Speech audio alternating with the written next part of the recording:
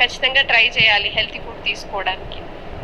Next లంచ్లో మనం కొంచెం హెవీగా ఫుడ్ తీసుకోవచ్చు, అంటే కార్బోహైడ్రేట్స్, పిండి పదార్థాలు. ఆ పిండి పదార్థాల్లో కూడా 2 రకాలు ఉంటాయి, సింపుల్ అని ఒకటి, కాంప్లెక్స్ అని ఒకటి. సింపుల్ అంటే మీరు తీసుకునే వైట్ రైస్, కాంప్లెక్స్ అంటే బ్రౌన్ రైస్ ఉండొచ్చు, సింగిల్ పాలిష్ రైస్ ఉండొచ్చు, లేదా దంపుడు బియ్యం అంటారు కదా అలాంటిది. అవి ఏంటంటే ఎక్కువ క్వాంటిటీ తీసుకోలేము, అది టేస్ట్ ఇప్పుడు పచ్చడి అది ఇది తీసుకున్నప్పుడు అది అంత టేస్ట్ ఉండదు కాబట్టి అవన్నీ బంద్ చేస్తాం ఆటోమేటిక్గా. సో అలా కాంప్లెక్స్ కార్బోహైడ్రేట్స్ అంటే వేరే రకమైన పిండి పదార్థం తీసుకొని హెవీగా మీరు నాన్ వెజ్ తినే వాళ్ళు ఉంటే ఆఫ్టర్నూన్ తినడం బెటర్, మిగతా నైట్ అండ్ మార్నింగ్ కన్నా.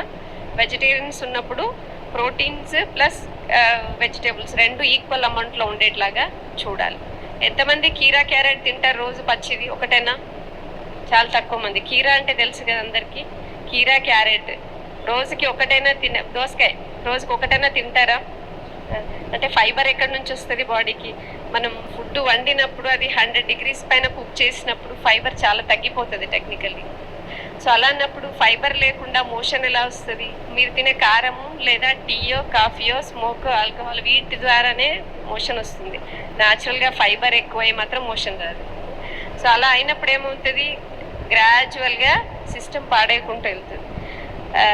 సో కనీసం రోజులో కొంచెమన్నా రా ఫుడ్ ఉండేట్లాగా తప్పకుండా చూడాలి. ఐదర్ పప్పాయను లేదా డ్రై నట్స్ లేదా కీరా క్యారెట్, ఇవి చిన్నగా, అంటే అందరూ స్పెండ్ చేయనక్కర్లేదు, బట్ కీరా క్యారెట్, పచ్చి మెంతి కూర, పచ్చివి చిన్నగా కట్ చేసిన సోరకాయ కానీ చిన్నగా కట్ చేసిన బీరకాయ, ఇలాంటి పచ్చిది తీసుకున్నప్పుడు రోజు ఒక్క బౌలే చాలు టు గివ్ ద ఫైబర్. ఆ ఫైబర్ తోటి ఏమవుతుందంటే మంచి బ్యాక్టీరియా ఒకటి ఫామ్ అవుతుంది, గట్ బ్యాక్టీరియా అంటాం.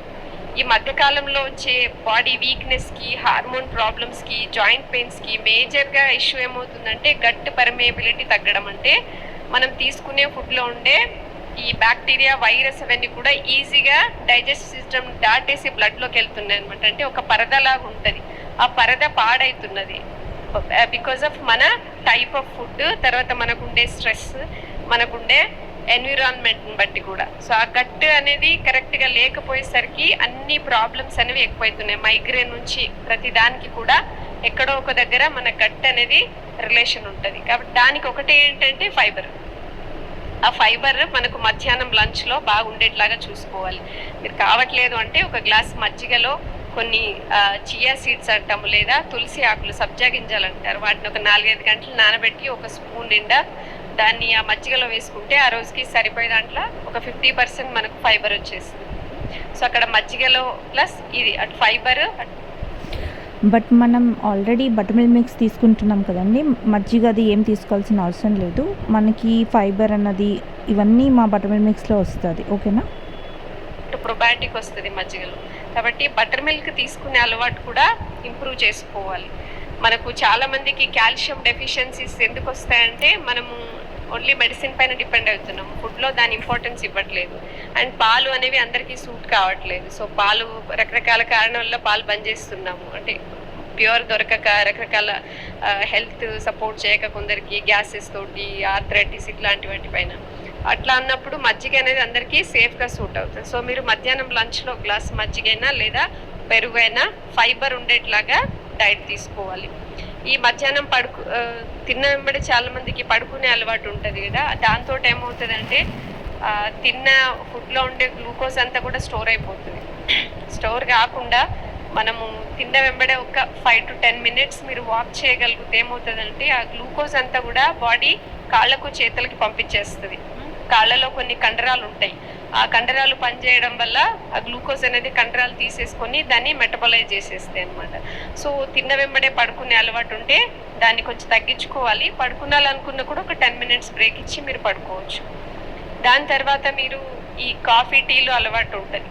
సో కాఫీ టీ అలవాటు ఉన్న వాళ్ళు, కాఫీ టీ అనేది ఒక 50-60 years కింద మన భారతదేశంలో అంత లేదు.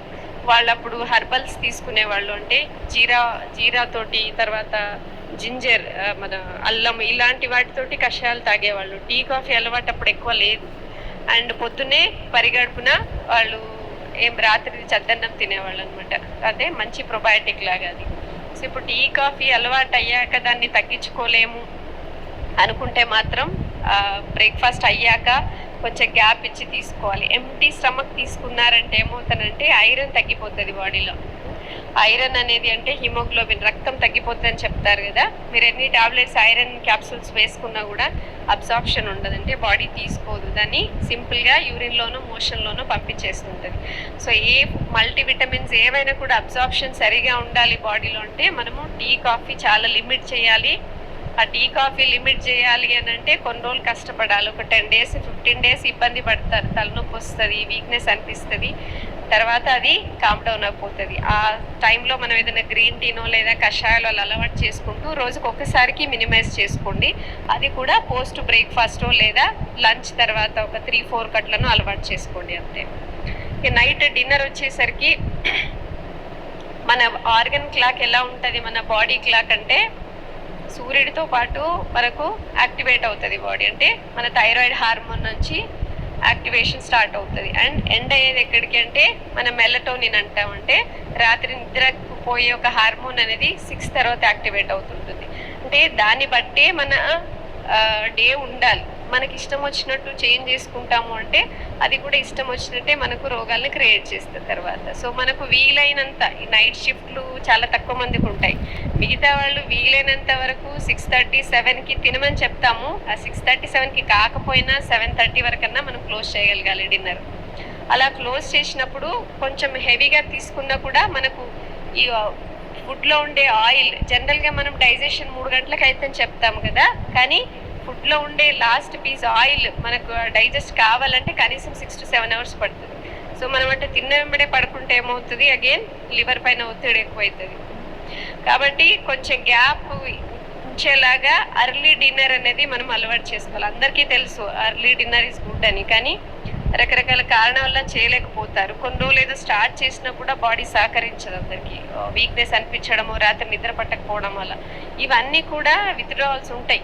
ఏదన్నా మనము ఒక లైఫ్ స్టైల్ నుంచి ఇంకో దానికి మారుతున్నప్పుడు ఒక 2 to 3 weeks అనేది బాడీ సఫర్ అవుతుంది.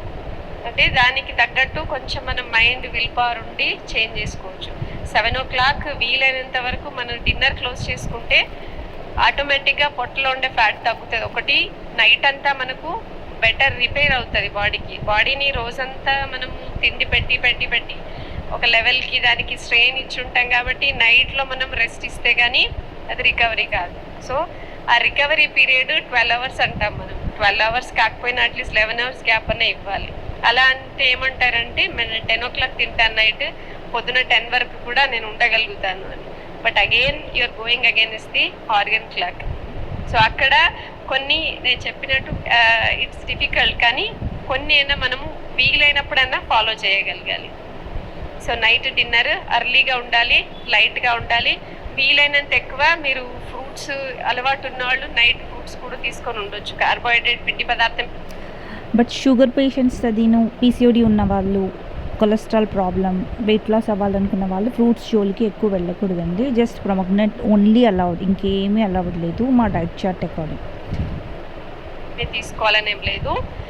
ఇంకోటి లేదు అలా చేయలేము అని అన్నప్పుడు రైస్కి చపాతీకి బదులు మీరు మిల్లెట్స్ ఏదైనా తీసుకోవచ్చు. మిల్లెట్స్ అంటే చిరుధాన్యాలు అందరికీ ఐడియా ఉంది కదా. సో అండ్ మిల్లెట్స్ కూడా వీక్లీ వన్స్ అట్లా ఉండాలి. డైలీ అన్నది పెట్టుకుంటే మళ్ళీ మనకి ఏది ఎక్సెస్ తీసుకున్నా ప్రాబ్లం అవుతుంది.